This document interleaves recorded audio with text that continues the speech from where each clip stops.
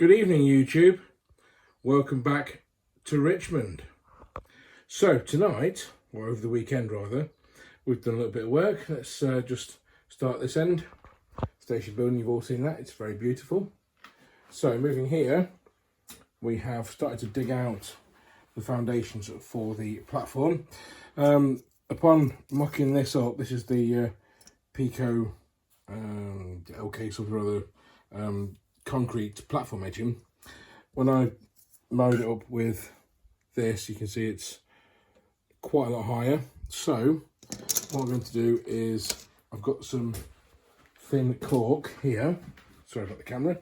I'm going to build this up in layers until this stuff sits at the right height, and then I can build the entire platform.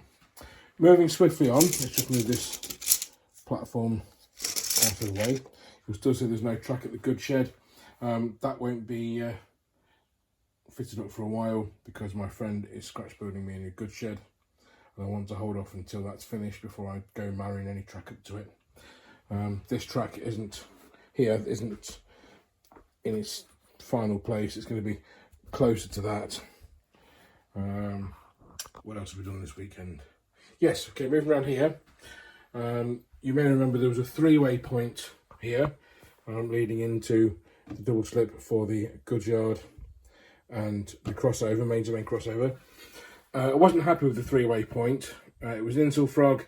I was having terrible trouble with stock and locos going through the crossover, as locos would usually derail, nearly all of them would. So I took the opportunity to get rid of it, and I've replaced it with a more prototypical crossover and a normal right hand point.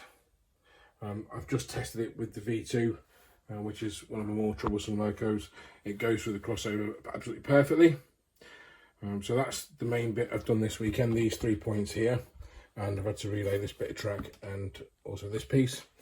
We've temporarily laid down these 2 bits of track here. So these are the curves. It's not going to end like that, it's going to be sort of more like that rather than like that. It's just pinned down for now. These are going to go into the fiddle yard. Excuse me. Now, the original plan for the fiddle yard was for these 2 main lines to go into a grand looking scissors crossover with a pair of double slips at each end, which was going to take up about 2 feet. I decided, instead, that was before fanning out into the fiddle yard, so I decided instead to just have, if you remember on my old layout, of the layout at the old house, these 2 main lines went into a Y point just there. Now we're not going to do that, we're going to use this. So I have a single, 1 double slip, so the 2 main lines will both converge into that, giving access to the entire spread of fiddle yard sidings. Move this stuff down a little bit. So the fiddle yard is going to start round about here, or thereabouts.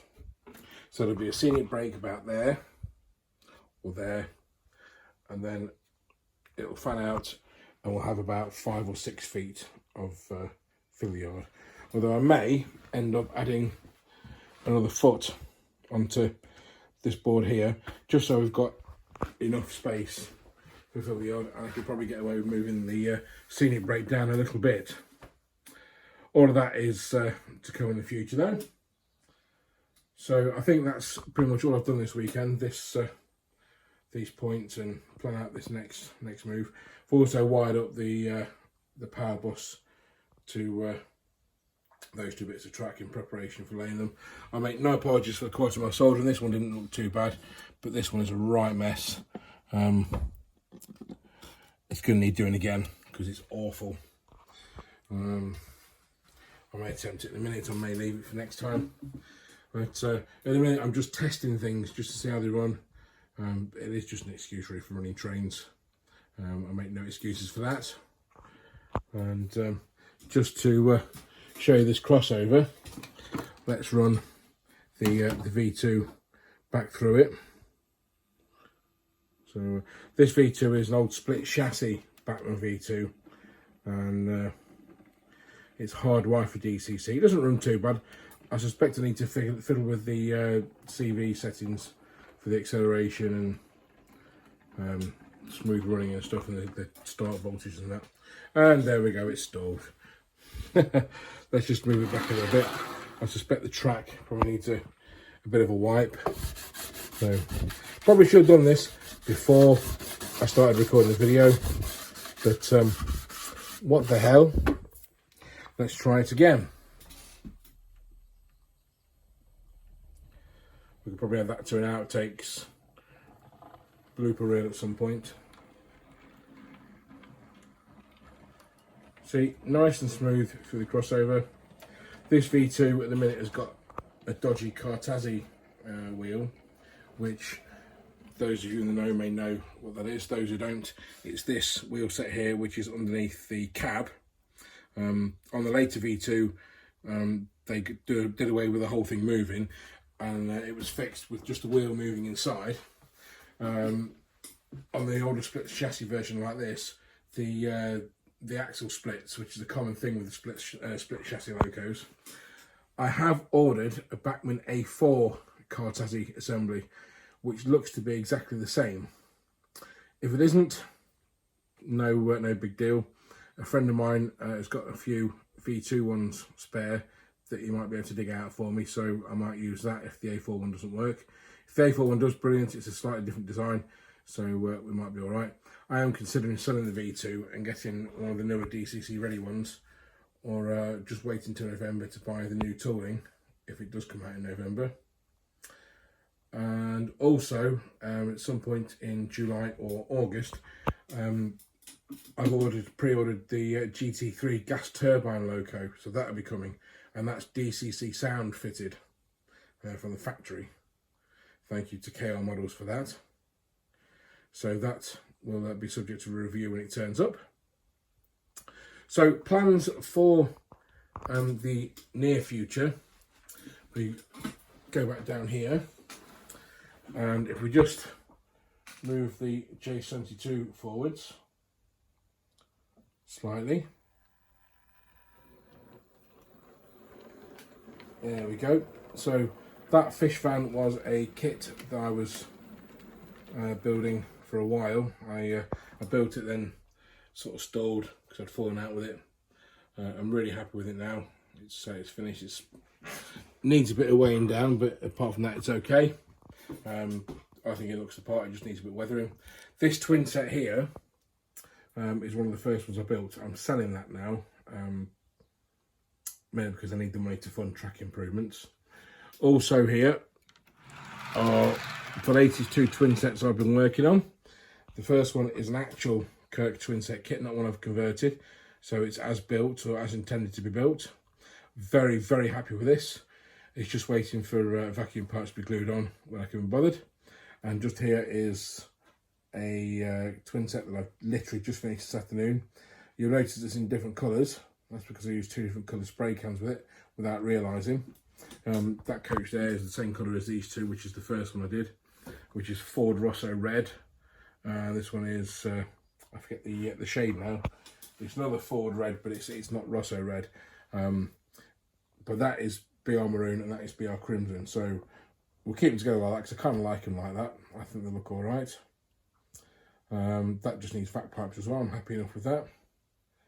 And the bigger plan for the immediate future is the points, which are all electrofrog now, apart from that double slip and that double slip which I'll be laying for the fiddly yard. Now the three-way point is gone, I'm taking the decision to convert all the existing points to have frog juicers or auto frogs. The Gauge Master Auto Frog, or whatever it's called, will be the method of choice for the frog switching. I was relying on the point blade contacts here to change polarity, or to conduct electricity, but it's really unreliable, and because I haven't used the layout for 6 months or more, the track is absolutely filthy because it's been out in the garage before it was boarded out, and it's all got damp and it's not good. So I've had a hell of a time cleaning the track.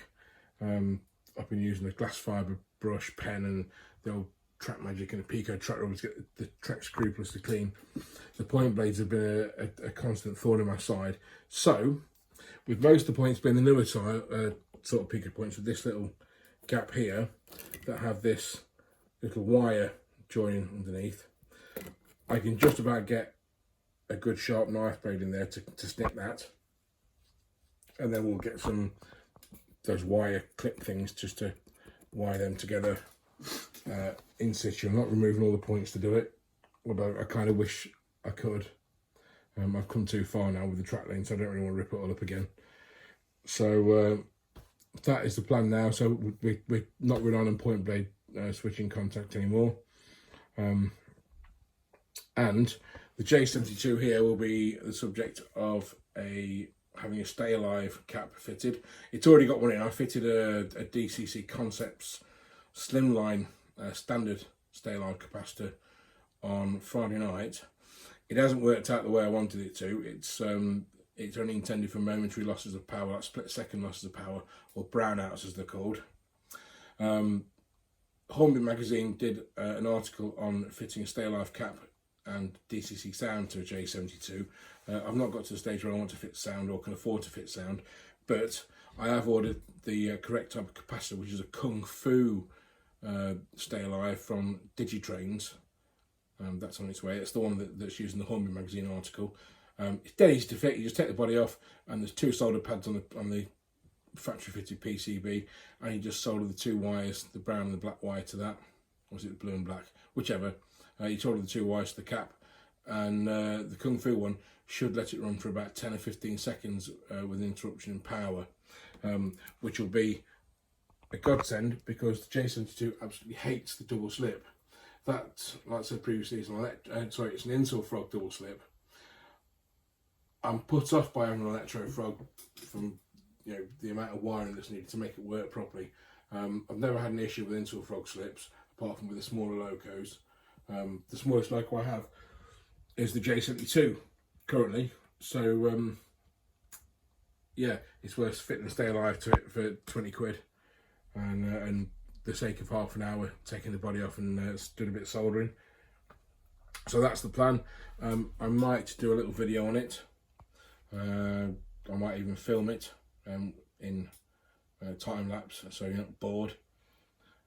And if it works, I will be fitting Stay Alive caps to probably all the rest of my locos as well, just to make them run better. And we'll be fitting with the CV settings on the rest of them as well. The J72 especially needs the settings altering. So that is the early May update. As I've just remembered, it's early May. It's my birthday in a couple of weeks, so I don't think I'm getting model train stuff. There is hope. Hopefully my wife has dropped enough hints to my family, but I doubt it. So, oh yes, one other thing I did over the weekend was test fit the Goodyear board, which is going here. And I do need to make up a little thin board there and another board for the end because it's not long enough.